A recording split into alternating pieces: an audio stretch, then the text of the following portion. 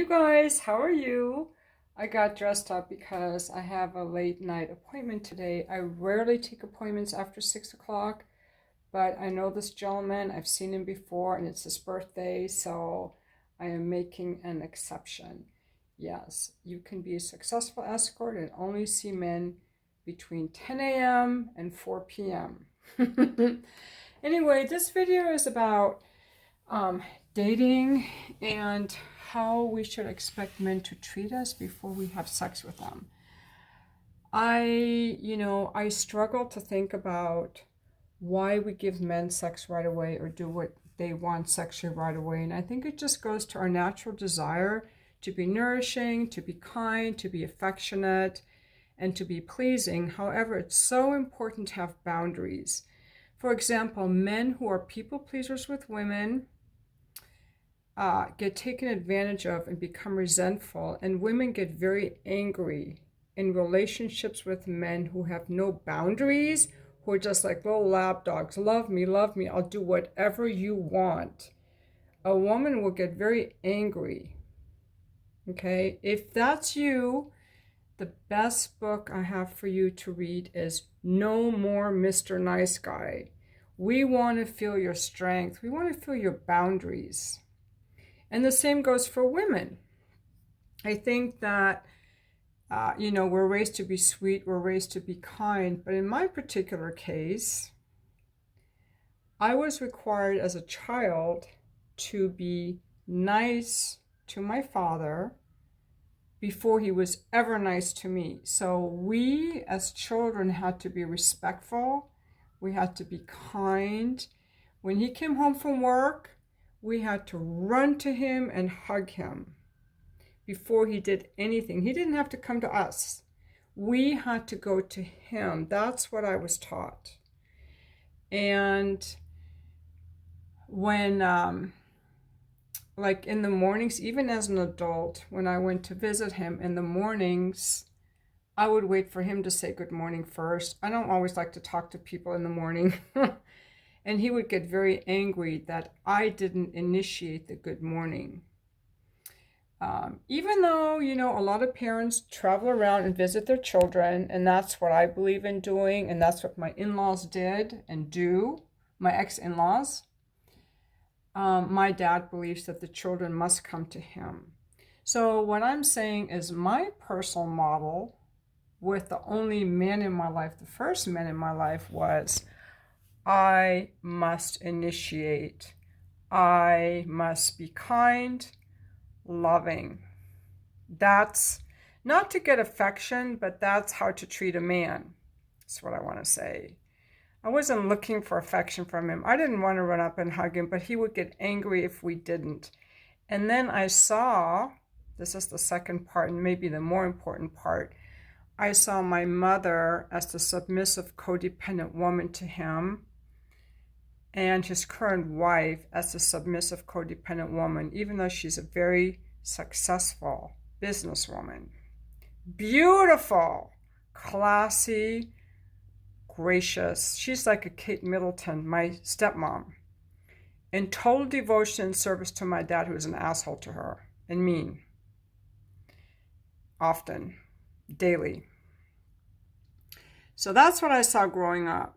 Now, I decided I would never marry a guy like my dad, and I didn't. However, like these things filter through our subconscious. So I'm sharing this with you to see, if you can get something out of this. Like, how did you see relationships modeled as a child? What was the role of the woman towards the man? And I've had difficulty making men work for my love, my affection, and my sexuality. Nobody taught me. What I was taught about sex is don't ever give it to a man. It would have been more helpful to learn that a man has to earn a woman's sexual receptivity and openness. A man has to earn that. And they want to. They want to work for that. They want to work for that. The same way I want to work for things. I don't want clients to just come to me. I want to know that I earned them by the way I treat them, by the way I market myself. Men want to know that they earned our sexual openness, unless they're wounded men who just want to lay back and they're lazy. So with that never having been modeled, it's like very uncomfortable. Like, I just want to have sex with this guy. No, don't just have sex with this guy. A man has to earn it. So what does that look like? A man ought to be pursuing you in a romantic way, different than in a friendship way. So if you guys are friends, it's all equal, right? Friends and friends. However, if it's romantic and he wants your body, your sexuality, you romantically, he has to invest in that in some way, whatever that way is for you, by taking you out, by caring how you feel, by being devoted to you, by being exclusive with you, by having you be in a way of feeling trusting, safe, and open to him while you maintain your boundaries, and you're not doing it because you need his attention or validation, or you're afraid he'll leave you if you don't. You have to have a real sense of self and always ask yourself, is this what I want? Or am I just afraid that if I don't do this, he will be angry with me, he will leave me, or he will be disappointed? And that's probably the same question that men have to ask themselves with women, because men need boundaries too. It's so important to have boundaries, and so that people can feel like there's somebody there. Like, if you don't have boundaries, it's like dealing with a washcloth. It's not attractive. Drop your comments below. Let me know what you think. And this video is kind of inspired by someone who made a request on my Just for Fans for me to do something which was a little bit of a stretch, and I was trying to do it, and I was starting to feel like, I don't want to do this for these random guys that I don't even know. I don't want to do this.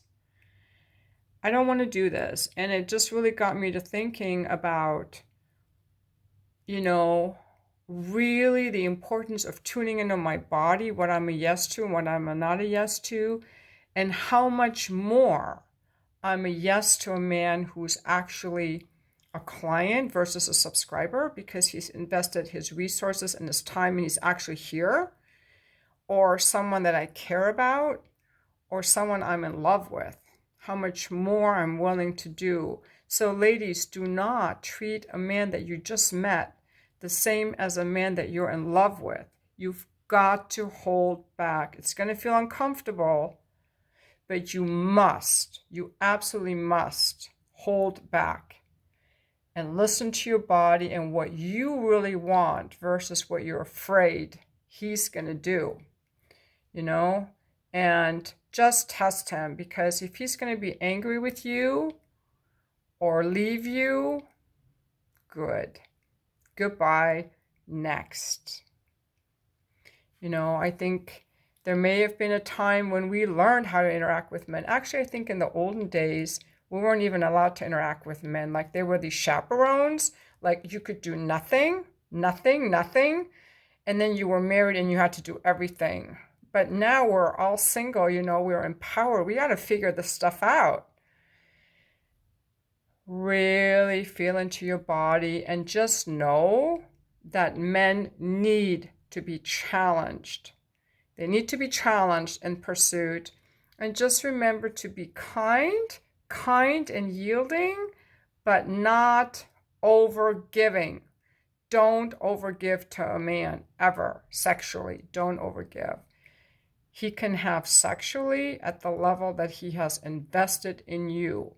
And I think we as women have forgotten. Don't forget that, even for me, like, a month subscription to my Just for Fans is $35.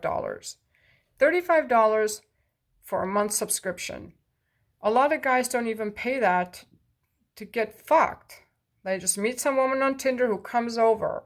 He hasn't even paid $35 for a coffee or a lunch. Not that a coffee is $35, but there is a great value in our sexuality. let's not give it away for nothing. Let's not give it away for nothing. It's valuable. Very valuable. And I'm assuming, guys, don't be like, oh, what about me? What about me? I'm assuming, I'm talking to women who are nice like me. I'm talking to women who are nice like me, who need to be a reminder to not be too nice. Those are the women I'm talking to. I'm not talking to those bitchy, aggressive women. Don't watch my videos anyway, so I'm not even talking to them. Okay, so yeah, I really, really, really like what I'm wearing. I can't show you the rest. I've got these little garters on. They're super cute. I curled my hair. So I think I'm going to help him celebrate his birthday. You guys have a good evening.